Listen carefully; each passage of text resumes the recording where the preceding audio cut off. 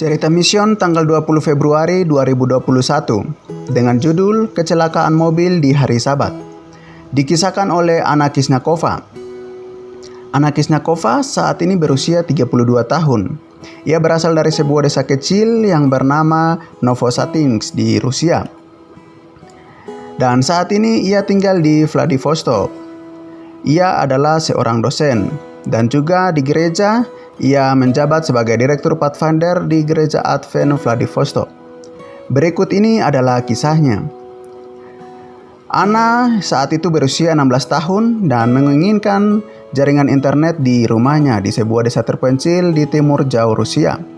Saat itu tahun 2003, ketika dia tidak ingin ketinggalan fenomena baru ini. Ayah dan ibunya setuju berkendara mengantar Anna ke toko untuk membeli modem pada hari Sabat pagi. Mereka bukan anggota gereja Masehi Advent ke-7. Namun Anna rupanya telah dibaptis sekitar setahun sebelumnya setelah belajar tentang Yesus dari neneknya. Dia tahu bahwa berbelanja pada hari Sabat itu salah, tetapi dia sangat menginginkan jaringan internet. Hal terakhir yang diingatnya adalah meninggalkan rumah dan masuk ke dalam mobil. Di kemudian hari neneknya menceritakan apa yang terjadi. Ayahnya mengemudi melebihi batas kecepatan ketika melaju di jalan bersalju yang licin menuju toko. Tiba-tiba mobil meluncur ke jalur yang berlawanan dan ditabrak truk. Ayah dan ibunya meninggal karena luka parah, sedangkan sopir truk itu menderita patah kaki. Anna dirawat di rumah sakit dalam keadaan koma dan dokter memprediksikan dia tidak akan bertahan hidup. Neneknya berpuasa dan berdoa serta meminta anggota gereja lainnya untuk bergumul bersamanya. Yang mengejutkan dokter, Anna sadar dari koma hanya dalam 3 hari dan pulih dengan cepat. Dalam 2 bulan, dia bisa kembali ke sekolah dan menyelesaikan kelas 10 bersama teman-temannya.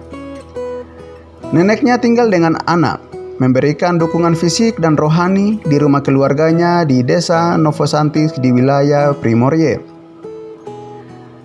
Namun, Anna tenggelam dalam kesedihan yang pilu. Dia merasa sangat bersalah atas kematian orang tuanya. Dia tidak menyalahkan Tuhan. Dia mengetahui bahwa bukan Tuhan yang menyebabkan kematian orang tuanya, tetapi dia juga tahu bahwa berbelanja di hari Sabat adalah salah. Dia berharap bahwa dia seharusnya memberitahu orang tuanya untuk tinggal di rumah. Mereka bisa menunggu setelah hari Sabat untuk memperoleh jaringan internet. Dia menyalahkan dirinya sendiri atas kematian mereka. Rasa bersalah yang kelam itu mengikuti Anna ketika dia pindah ke kota pelabuhan Vladivostok untuk kuliah di universitas. Dia menghadiri ibadah di gereja Advent satu-satunya yang ada di kota itu, tetapi dia tidak pergi setiap Sabat. Dia pergi cukup sering hanya untuk membuat neneknya bahagia. Dia tahu bahwa dia tidak menjalani kehidupan yang saleh dan rasa bersalahnya semakin dalam. Neneknya berdoa untuk Anna dan menelpon setiap hari. "Sudahkah engkau membaca Alkitab hari ini?" Neneknya akan bertanya dengan lembut. Jika Anna mengatakan bahwa dia sudah membaca, maka neneknya akan bertanya tentang apa yang dibacanya. Neneknya meminta Anna untuk menceritakan pergumulannya dan berdoa untuknya melalui telepon. Di universitas, Anna bertemu dengan seorang dosen Advent yang membantu tugas kuliahnya. Dosen itu juga berdoa untuknya dan meminta gereja mendoakan Anna. Anna teringat akan pembaptisannya dan berdoa meminta pengampunan. Saya merasa bahwa hidup saya salah. Saya merasa bahwa saya hidup dalam kegelapan. Hidup tanpamu tak ada gunanya. Bantulah saya Tuhan untuk bisa memiliki sahabat-sahabat yang baik di gereja. Berilah saya sifat yang suka bersahabat. Ajarilah saya untuk terbuka. Tolonglah saya Tuhan untuk selalu dapat berdoa dan membaca Alkitab.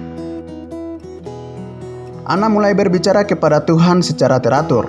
Dia membaca buku Kemenangan Akhir yang ditulis oleh Ellen White yang diberikan neneknya beberapa waktu sebelumnya. Dia mencoba memahami kesulitan yang dialami Martin Luther dan para reformator lainnya, dan dia menyadari bahwa Tuhan mengampuni orang berdosa bahkan yang paling buruk sekalipun. Dia akhirnya meninggalkan kebiasaan buruknya. Anna mulai menelpon neneknya setiap hari alih-alih menunggu untuk dihubungi. Imannya bertumbuh dan dengan hati yang gembira dia pergi ke gereja setiap hari Sabat untuk mencari Tuhan. Dia meyakini bahwa Tuhan telah mengampuni dosa-dosanya dan tidak mengingatnya lagi. Sebuah beban besar terangkat dari hatinya. Saat ini, Ana berusia 32 tahun dan bekerja sebagai dosen. Dia juga adalah pemimpin Pathfinder dan melayani sebagai sekretaris gereja. Dia tidak tahu mengapa kecelakaan itu terjadi, tetapi dia tidak lagi khawatir mengenai hal itu. Memang banyak orang yang mengatakan kepada saya bahwa itu bukan salah saya, tetapi saya yakin bahwa sesuatu hal tidak terjadi secara kebetulan. Bahkan jika kecelakaan itu kebetulan, faktanya tetap bahwa itu terjadi pada hari Sabat. Sampai saat ini terkadang saya berpikir tentang apa yang mungkin telah terjadi, tetapi kenyataannya adalah bahwa kecelakaan itu memang terjadi dan itu mengubah hidup saya. Saya punya satu kehidupan sebelum kecelakaan dan satu kehidupan sesudahnya. Ana begitu bersyukur atas doa-doa neneknya yang sekarang berusia 80 tahun dan juga doa anggota gereja lainnya. Dia mengatakan mereka membantu mengubah hidupnya. Saya yakin bahwa banyak masalah saya terselesaikan karena gereja berdoa untuk saya. Tidak ada yang berharga dalam hidup ini tanpa Tuhan.